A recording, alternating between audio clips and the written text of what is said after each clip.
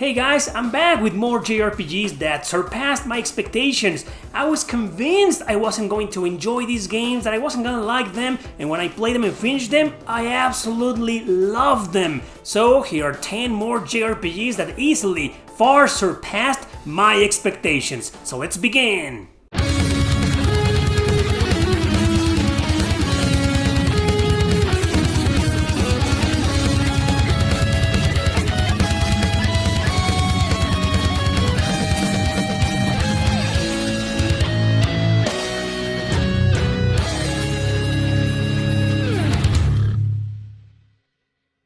Number 10. Dragon Quest Heroes. I talked about this game recently, but I only said it was cheap, and I only showed gameplay of the second game, which is also badass. Now, Zelda was the first big franchise to get its first warrior-style game. Dragon Quest was the second, but Square Enix wanted to do something different. Instead of it being merely a Dynasty Warriors mindless hack and slash, it ended up being a full-fledged action RPG with a strong story focus, character development, several customizable options, town interactions, party members from across the franchise, and dozens of hours of both side quests and story missions. Of course, I didn't know it was gonna be like this, so when I saw the trailers, I was like, oh, for goodness sake, Zelda did it first, now everyone will do it. And well, yeah, Fire Emblem and Persona follow right after. I thought it was gonna be a dumbass Musou-style cash grab, and I ignored it. I even bought a copy of it just to resell it to my friend Oscar, and I did, without a care in the world. One day I went to his house, and since I couldn't hold my curiosity any longer, I thought I should get it over with. Fine, let's play the damn thing and see if it's at least any good. Well, it blew both of us away, especially me, with its awesome action, controls, camera, and visuals. Sometime later, I got my own copy of it, and that's when I found out I had been missing on a fantastic action RPG. And yes, it's still dirt cheap, so pick this one and its terrific sequel if you can.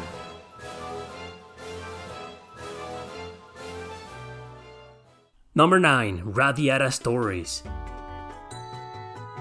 I went to a place so far away from where I lived 15 years ago. It's a big mall with a lot of small stores that sell video games on the last floor. I hated that place and I still hate it, but I used to get a lot of good RPGs in there. Well, that day I bought Rafiara Stories and Growlancer 5 knowing absolutely nothing about them. I went home. My brother was staying with us as he had recently had an operation. He stayed in my room, but I didn't care. I was gonna play my brand new acquisitions right there.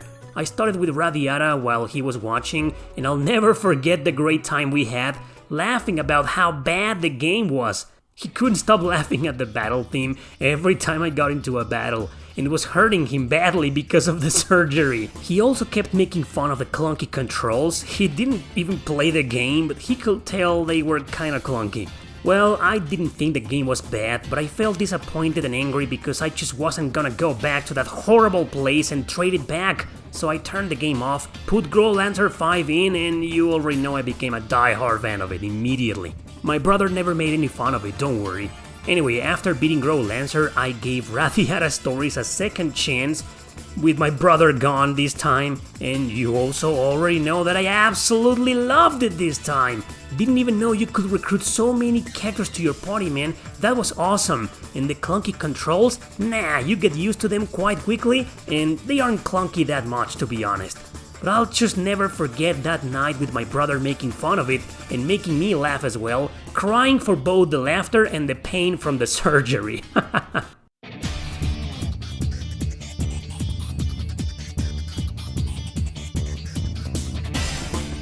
Number 8. Lost Kingdoms. Let's face it, the cover says barely anything. It just shows a girl and some creatures, including a dragon. It screams low budget and mediocrity. One of those early GameCube shovelware games, right? My brother, yeah, once again, he took his son to my parents' house for holidays about 10 years ago. He had a GameCube and a bunch of games and wanted to play with me. However, both my brother and my 6-year-old nephew warned me about this game. It sucks, it's complicated, don't play it. My brother had bought it for my nephew at a flea market. I knew nothing about it, but my nephew really wanted me to see how bad it was. So we plugged the console into the TV, put the game disc inside, and I confirmed it. A low-budget game developed by... wait, From Software? Anyway, it didn't take me long to realize it was an action RPG where you control Princess Katia in a quest to save her kingdom from a horrible plague. To do that, she'll use the power of the cards that she can use to summon creatures in the random encounters she'll face. She can also move around and use some of them as weapons to fight her enemies. Wow, no wonder why my 6-year-old nephew hated the game. A slightly complex action role-playing game is too much for a little kid. Me? I loved it! It didn't blow me away like the majority of RPGs in this list, but still, it far surpassed my expectations considering I thought for sure it was a mediocre shovelware game.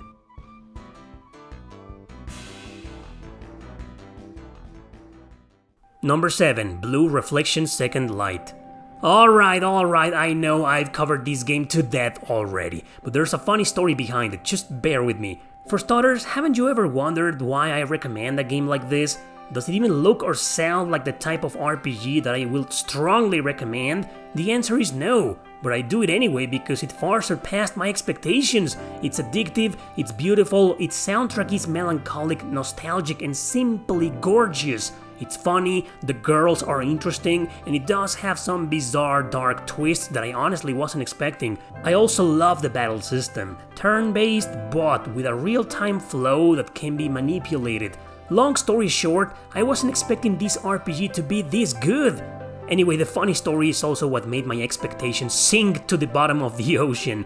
My PR contact at Koei Tecmo sent me a review code for this game last year when it came out. However, what he wrote in the email is simply hilarious. He greeted me and all that jazz, and then he wrote the following sentence. I wanted to reach out with a code for our upcoming Magical Girl JRPG, Blue Reflection Second Light.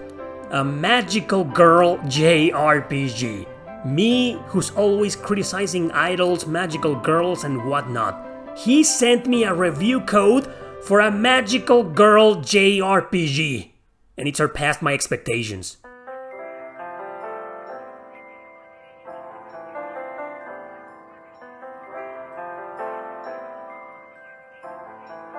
Number 6. Summon Knight Swordcraft Story. To be completely honest, I only played this game for the first time over 4 years ago just because I wanted to make a hidden JRPG gems video on the GBA. The game looked dumb, colorful, silly, childish, etc. I still gave it a try. To my surprise, it was a 2D action RPG with a very memorable soundtrack. But I'll admit I ditched it and didn't go back to it for a long time. I thought the game and its sequel were still pretty damn good, but the clunky controls and the encounter rate turned me off. Yeah, you know how I'm often bitching about random encounters? This little spin-off has one of the worst in history. However, I just kept wanting to go back to it. It was probably the music. Also, I mentioned it's a spin-off cause it is, from a series of strategy RPGs called Summon Knight, most of them exclusive to Japan except 5 and 6. Anyway, so I went back to it, got to a boss, died, forgot to save and ditched it again. Yeah. Since it had been my fault, it kept bugging me day after day, week after week, month after month, until I finally decided to restart the freaking game from the beginning. But you wanna know why? Because I wanted to bitch about it in the video! I wanted to rage again and tell everyone about my hatred towards it, but none of that happened because I fell in love with it. It charmed me. I got past its high encounter rate because the battles would load very quickly and end just as fast. I got past its clunky controls because I got used to them with practice. And of course, an excellent soundtrack helped me enjoy it even more until I beat it. Pretty short, about 10 hours long, very worth it. Now I'm a big fan of it, but I still can't get its physical version anywhere for a decent price. Ugh.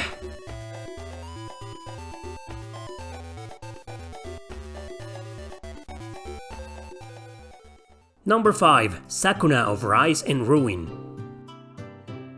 This year, you've probably seen me talking about these games somewhat passionately. You probably also know that I'm not really into farming simulators. Harvest Moon, never cared for it. Animal Crossing, not a fan. Rune Factory, not for me. So when I saw the trailer for this game, I immediately lost all interest. It was a 2D action RPG, and since I'm a big fan of games like Odin's Sphere, I was very curious. But as soon as I saw that you had to grow rice and take care of it, man, I just didn't care. Boy, was I wrong. Some games with this type of simulation, like the series I mentioned, I have played them and I got bored, however addicting they might be for some people. But in Sakura, this little gameplay mechanic was done in such a way that I actually enjoyed, maybe because instead of having a silent, customizable protagonist, I was playing as Sakura, and she's a hell of a funny character that I really loved, a whimsical and spoiled brat goddess that is sent to an island full of demons to get rid of them. This is done as a punishment for allowing these humans to cross into heaven. The rice mechanics are simple yet plentiful. That means it's not just planting rice and watering it. You have to use fertilizer with special items to make it better, and there's also several mini-games to make it ready to sell. Ironically, this is how you level up in the game. The better the quality of the rice, the more experience you get, and it just never feels tedious or repetitive for some reason. So yeah, I ended up loving it. Special thanks to Backlog Battle for getting me a code for this game, by the way. So, will I ever go back to Harvest Moon or Animal Crossing or those games? Nah, sorry, not interested. But Rune Factory, I might give it a second chance one day.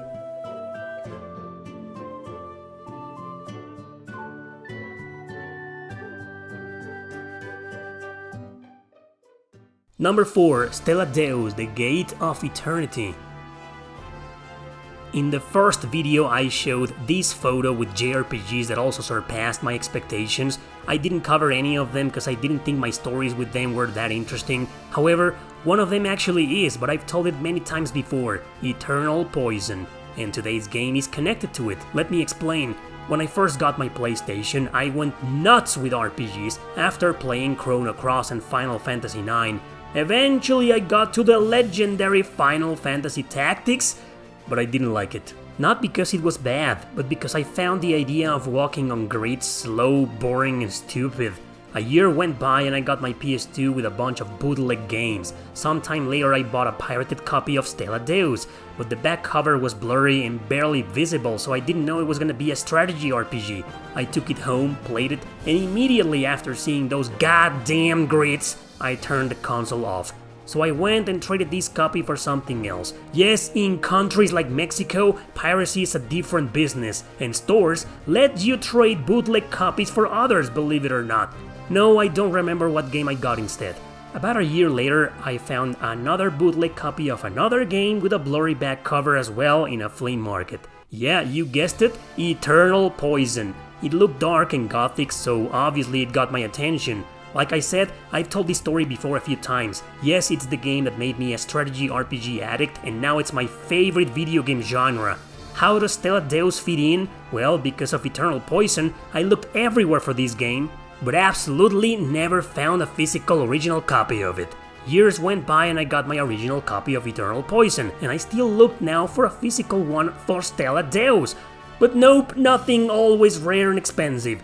Until one random dude one day 7 years ago sold his PS2 RPG collection to me, so I finally got my hands on an original copy of Stella Deus. Yes, I played it knowing it had bad reviews, so I expected the worst.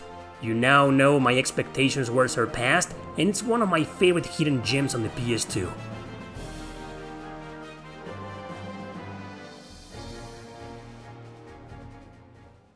Number 3. Persona 5. Persona 4 is a game I have recommended a few times in this channel. I'm a fan of it, just not the hardcore fan a lot of people are of it. I gotta confess that it has my least favorite cast of characters and it's, in my opinion, the silliest of the bunch. But I think that's part of what charmed millions of fans out there, and I'm still a Yukiko guy.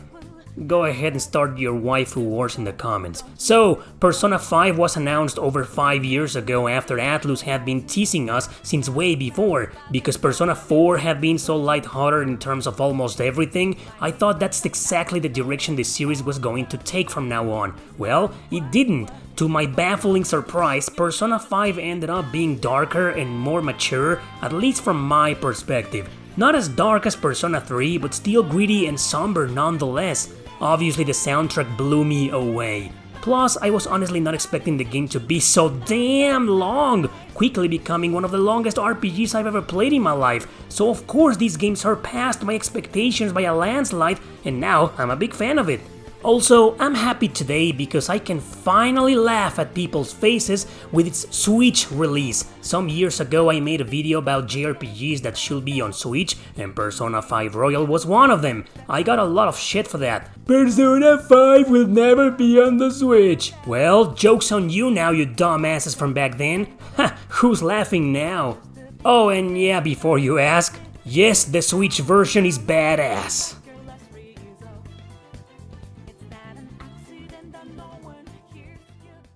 Number 2, Fire Emblem Three Houses. Three Houses ended up, surpassing my expectations. I don't know why I never included Fire Emblem Three Houses, or did I? No, it wasn't there. I made a video, I'm pretty sure you guys remember that, some of you remember that video, 10 JRPGs that surpassed my expectations. Fire Emblem Three Houses should have been in that video. Well, whatever, maybe a part 2 one day, right? As you can see, I didn't forget about that comment, so here it is, the game I seriously thought will kill the franchise, but it didn't. Let me start from the beginning. Fire Emblem Fates disappointed me in terms of story. Gameplay was still awesome and I loved it, but yeah, it just felt like they had fired awesome writers and hired some dumbasses for Awakening. So when Three Houses was announced and I noticed you were gonna be some kind of teacher, I convinced myself it was gonna be garbage. The same way I'm convinced about Engage. Yeah, as you can see, I've lost faith in one of my all-time favorite video game series ever. Whatever, I watched the Fire Emblem Three Houses trailers, they seemed stupid, so I just didn't care. 3 years ago, however, when it finally came out, reviewers were singing praises. Well, they sung praises for Fates as well, and it ended up being a train wreck, considered nowadays as one of the worst in the series. I still like it, but yeah, it's the worst. My fans sent me a Nintendo Switch, and one of them included a copy of Three Houses back then. Thank you guys for that, I'll never forget it. But now, I have been forced to play a game I had no interest at all, that I thought was an insult to the series, just to share my opinion, and holy shit, man! It turned out to be awesome! Sure, you're a teacher and strangely sometimes also a student, you play a school simulator, you date, you take tea with the girls, whatever, you decide which noble house you'll support, and then you get some serious character development and some dark twists after the first arc ends. My god, I still do not think of this as a true Fire Emblem game, but damn is it a fantastic strategy RPG. So yeah, with the tail between my legs, I went ahead and swallowed my words. You surpassed my expectations, intelligent systems, you sure did. Will Fire Emblem Engage also make me swallow my words and surpass my expectations? I guess we're gonna have to wait and find out.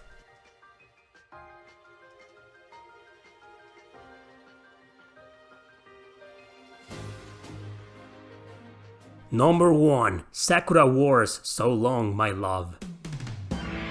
This game absolutely needs to be here, and I don't even know why I didn't include it on part 1. It is the most perfect example of a video game that far surpassed my expectations. So I know I've talked about it 10,000 times already, but I don't care. Like many of you, I couldn't care less for visual novels. I'm not a fan, I get bored, I'd rather just read a book or a manga. So many years ago, when I found out about the existence of this game on the Wii and the PS2, I ignored it. Visual novel, dating simulator, mechs, yeah, I didn't care for mechs back then, cheesy intro, silly harem, what the ass, man. Totally looks like a game I'll never be interested in playing. That is until this damn game came into my life and introduced me to the characters of Sakura Wars. Perhaps you already know I'm a huge fan of it. However, both the Wii and PS2 versions of So Long My Love were always rare and expensive, so I never saw it for a decent price.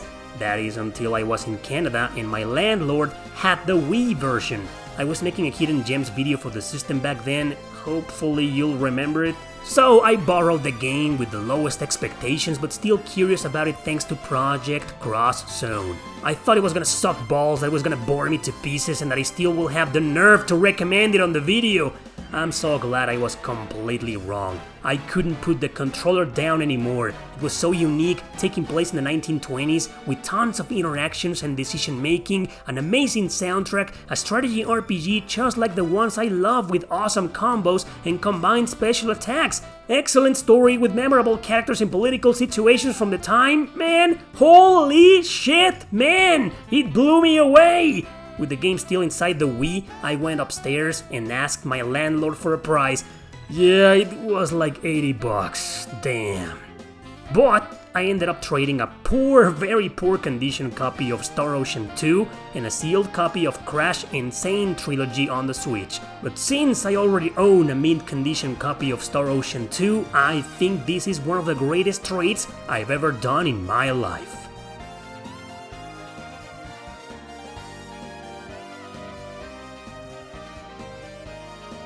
Alright guys, that's my list, 10 more JRPGs that I was sure I wasn't going to enjoy and that I ended up loving. What are yours? Let me know in the comment section below. Thanks for watching, don't forget to subscribe and share this video with your friends. See you next time! You'll never see it coming.